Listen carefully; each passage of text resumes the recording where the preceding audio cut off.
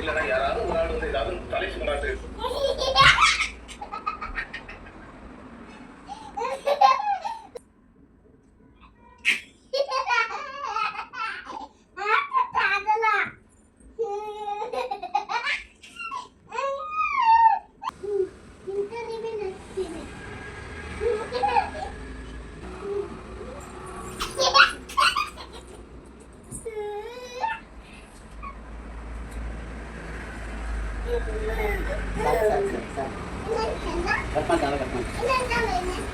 cutting ಮಾಡ್ತೀನಿ ಆಮೇಲೆ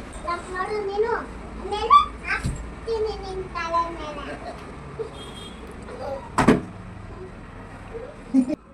ಯಾರು ಮಗಳು